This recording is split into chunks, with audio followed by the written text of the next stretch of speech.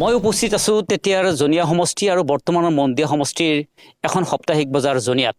আৰু জনিয়াত যি সাপ্তাহিক বজাৰ পূৰ্বৰে পৰা প্ৰায় 1960 চনৰ আগতে স্থাপিত হোৱা এইখন বজাৰ, আৰু এইখন বজাৰ দীৰ্ঘদিনৰ পৰা এইখন বৃহত্তৰ অঞ্চলৰ এখন সাপ্তাহিক বজাৰ। আৰু সাপ্তাহিক বজাৰখনত প্ৰত্যেক বজাৰতে নিতৌ ইয়ালৈ বিভিন্ন ব্যৱসায়ীসকল আহে, কিন্তু সাপ্তাহিকভাৱে সপ্তাহৰ এদিন দূৰ দূৰণিৰ পৰা বিভিন্ন ব্যৱসায়ীসকল অহা পৰিলক্ষিত হয়।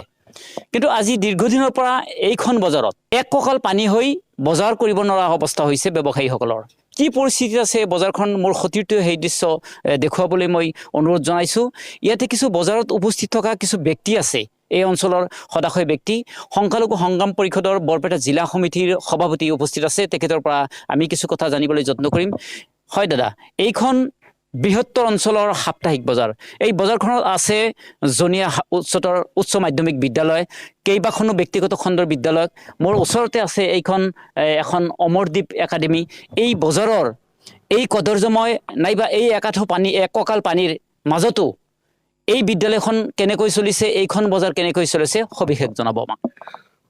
ধন্যবাদ, আপোনালোকৰ নিউজ চেনেলক ধন্যবাদ জনাইছোঁ।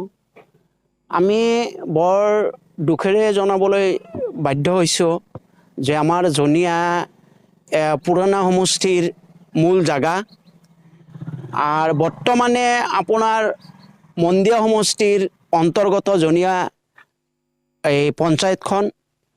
আমাৰ জনিয়া পঞ্চায়তৰ তৰফৰ পৰা এই পানী নিষ্কাশন কৰাৰ কাৰণে ব্যৱস্থা ল'ব লাগিছিল, তেওঁলোকেও লোৱা নাই, আঞ্চলিক পঞ্চায়তেও লোৱা নাই আৰু জিলা পৰিষদেও লোৱা নাই।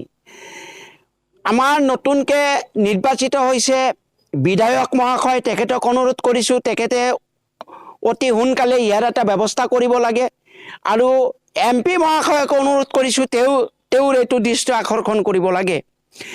আমাৰ এই নিৰ্বাচিত 4জন প্ৰতিনিধি 4টা বিভাগৰ পঞ্চায়ত, আঞ্চলিক পঞ্চায়ত, জিলা পৰিষদ আৰু MLA আৰু MP, এই 5টা মানে লাইন, এই তেওঁলোকে কোনো ডিপাৰ্টমেণ্টৰ পৰাই এই জনিয়া সাপ্তাহিক বজাৰত যে একাঠো পানী হৈ থাকে কোনো প্ৰতিনিধিৰ দৃষ্টিগোচৰ হোৱা নাই। আমি লক্ষ্য কৰিছোঁ প্ৰত্যেক সপ্তাহত আপোনাৰ জনিয়া বজাৰখন হয় ৰাস্তাৰ ওপৰত, তাতে যান জঁটৰ সৃষ্টি হয়, নানা ধৰণৰ এক্সিডেণ্ট হয়। আৰু ইয়াতে যি উৎপাদিত শাক চব্জি যি লৈ আহে এইবিলাক তেওঁলোকে বিক্ৰী কৰিব নোৱাৰে।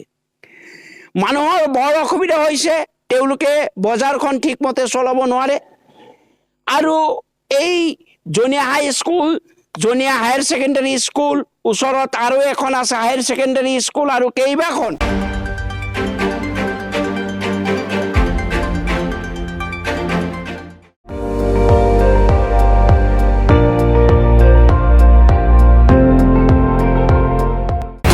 আপুনি চাই আছে ND24, সৰ্বশ্ৰেষ্ঠ নহয় সৰ্বোত্তমৰ দৌৰত।